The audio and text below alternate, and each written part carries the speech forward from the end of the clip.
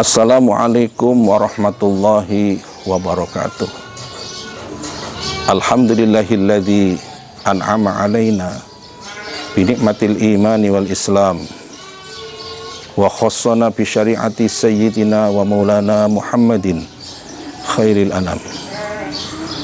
Asyhadu an la ilaha illallah wahdahu la syarikalah wa asyhadu anna sayyidana Muhammadan abduhu wa rasuluh la nabiyya ba'dah. Qala Allah Ta'ala fil Qur'anil Karim, a'udzu billahi minasyaitonir rajim. Bismillahirrahmanirrahim. Wa idz ta'adzana rabbukum la in syakartum la azidannakum wa la in kafartum inna 'adzabi lasyadid. Wa qala Rasulullah sallallahu alaihi wasallam, man salaka tariqan yaltamisu fihi ilman sahalallahu lahu tariqan ilal jannah atau kama qala Rasulullah sallallahu alaihi wasallam. Pendengar budiman yang berbahagia, alhamdulillah wa syukurillah, kesempatan hari ini kita semua dalam keadaan sehat walafiat. Mudah-mudahan kesehatan ini selalu dimanfaatkan dalam rangka untuk mencari menggapai ridho Allah Ta'ala. Allahumma amin ya rabbal alamin. Pendengar budiman yang berbahagia, ada ibadah yang dinilai apakah ibadah itu diterima oleh Allah Subhanahu wa Ta'ala atau tidak, itu setelah dilaksanakan. Yang pertama adalah ibadah puasa. Dalam hari ini adalah puasa Ramadan. Puasa Ramadan ini cirinya apabila dia ini puasanya diterima itu setelah pelaksanaan.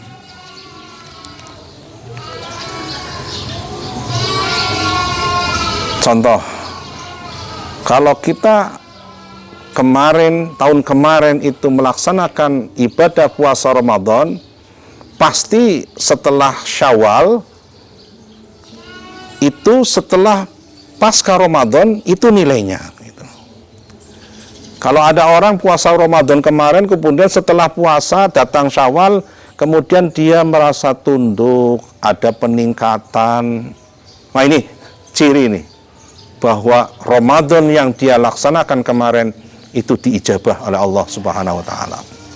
Tapi sebaliknya, ya nun sewu, mohon maaf ini, ada orang melaksanakan Ramadan setelah selesai kemudian tambah nggak karuan kehidupannya, ya, ibadahnya semakin merosot. Maka ciri nih, berarti Ramadan yang dia laksanakan kemarin tidak menghasilkan apa-apa. Jadi yang pertama adalah puasa Ramadan. Puasa Ramadan itu dinilai setelah dilaksanakan. Kemudian yang kedua adalah perang fisabilillah. Ya, perang fisabilillah ini adalah perang orang Muslim melawan orang kafir, gitu ya. Kalau ada seseorang melaksanakan perang, setelah perang kemudian kacau kehidupannya, semakin gak karuan, ibadahnya semakin gak karuan, ini berarti ciri bahwa perang yang dia ikuti kemarin tidak menghasilkan apa-apa. Bahasanya perangnya tidak berpahala. Ini cukup prihatin kepada kita semua bahwa ya, ternyata perang ini juga menjadi salah satu hal yang menjadi tolak ukur ketika dia habis melaksanakan, kemudian hasilnya apa gitu. Semakin dia perilakunya semakin baik setelah dia melaksanakan perang fisabilillah, berarti ciri bahwa perang yang dia laksanakan kemarin adalah diterima oleh Allah Subhanahu wa Ta'ala. Kemudian yang ketiga adalah haji dan umroh. Haji dan umroh itu juga sama, ya, ma'asyiral muslimin rahimakumullah. Ketika ada seorang habis melaksanakan ibadah haji, ibadah umroh, loh kok barang balik setelah dia kemudian pulang, ternyata katanya ketika umroh haji kalau ke Masjid Nabawi setiap hari jamaah, Di Masjidil Haram juga sama, dia melaksanakan jamaah. Loh kok jebule, nuwun sewu, ketika dia pulang sampai ke rumah, ternyata setelah selesai haji, selesai umroh, pulang di rumah, tidak pernah sholat jamaah. Ya, semakin bahasanya nun sewu, tadinya sebelum haji, dia berderma, barang wis haji, infak saja nggak mau, sedekah saja nggak mau, bahasanya pelit, bakhil. Maka ini ciri nih, berarti haji umroh yang dia laksanakan kemarin itu tidak diterima oleh Allah Subhanahu wa Ta'ala. Ma'asyiral muslimin rahimakumullah. Kemudian yang terakhir, yang keempat adalah sakit. Ini sakit ini juga dikategorikan sebagai ibadah ya, karena ketika sakit itu ya Allah mengutus malaikatnya. Malaikat pertama untuk mencabut rasa ya.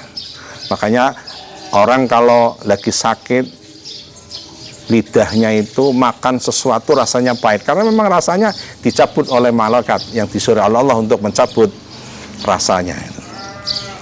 Kemudian setelah rasa, Allah juga mencabut yang kedua adalah tenaga. Tenaganya dicabut oleh Allah ya, lewat malaikat. Makanya orang sakit itu untuk membawa badannya sendiri itu bahasanya kepokoh kadung nempel ya. Kalau nggak nempel pengennya ya diselehkan saja, ditaruh saja ya, jadi membawa badannya saja rasanya berat, karena apa? Tenaganya memang sudah nggak ada. Kemudian yang malaikat yang ketiga itu disuruh untuk mencabut raut muka. Raut mukanya orang sakit tentu pucat ya, kita tahu ya, itu. Makanya orang kalau lagi sakit itu pucat nah, sini ya. Kemudian yang keempat, malaikat yang keempat itu disuruh oleh Allah untuk mencabut ya, seluruh dosa-dosanya orang sakit itu ya, kemudian diambil ya oleh malaikat itu. Ma'asyiral muslimin rahimakumullah. Kemudian ketika menuju kesembuhan, Allah mengembalikan lewat malaikatnya, mengembalikan rasanya, rasa lidahnya, makan sesuatu sudah mulai enak. Makanya kemudian kalau orang Jawa mengatakan bahasanya makannya kok kemaruk, karena memang dia habis sakit katanya, seperti itu. Kemudian yang kedua, tenaganya sudah mulai pulih orang kalau mau sembuh sakitnya. Kemudian yang ketiga, Allah mengembalikan raut mukanya yang tadinya pucat sudah mulai segar. Ini berarti cari mau sembuh. Kemudian yang keempat, malaikat yang keempat ini menunggu instruksi dari Allah. Wahai Allah, lah saya ini kemudian bagaimana yang telah mengambil dosa-dosanya orang sakit itu? Oh, kalau kamu, khusus engkau wahai malaikat, kamu perhatikan orang yang sakit itu tadi. Kalau orang yang sakit itu tadi sabar, maka dosa orang yang sakit itu kemudian kamu buang di laut. Jadi laut ini adalah tempat pembuangan dosa-dosanya orang yang sakit. Tapi manakala orang yang sakit itu selama sakit dia tidak bersabar, maka dikembalikanlah dosa yang engkau ambil kemarin, dikembalikan kepada yang sakit tadi.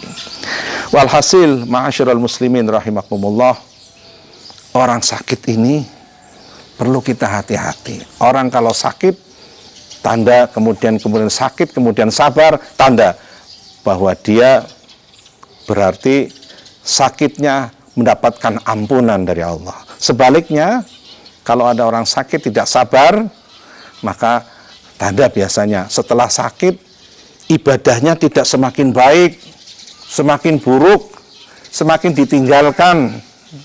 Nah, ini ciri bahwa sakitnya kemarin tidak menimbulkan dosanya diampuni, akan tetapi dosanya semakin ajeg, bahkan semakin bertambah karena perilakunya setelah sakit tidak mencerminkan dekat dengan Allah Subhanahu wa taala.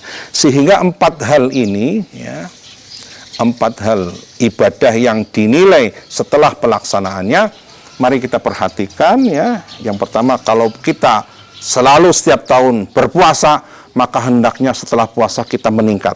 Makanya bulan setelah Ramadan itu Syawal. Syawal itu artinya meningkat. Kemudian yang kedua, perang fisabilillah. Kalau perang fisabilillah setelah dilaksanakan, orangnya pasti semakin semangat untuk beribadah kepada Allah. Kemudian yang ketiga, ya, orang haji dan umroh setelah pelaksanaan, dia akan semakin baik, semakin baik, semakin baik. Kemudian yang ketiga, kalau orang sakit setelah sakit, maka simbol sakitnya membuat dosanya diampuni, berarti cirinya bahwa dia ini adalah diterima oleh Allah, diampuni dosa-dosanya orang yang sakit tersebut. Itulah 4 hal, 4 ibadah yang dinilai setelah pelaksanaan. Mudah-mudahan manfaat. Walafu minkum, wallahul muwafiq ila aqwamit thoriq. Assalamualaikum warahmatullahi wabarakatuh.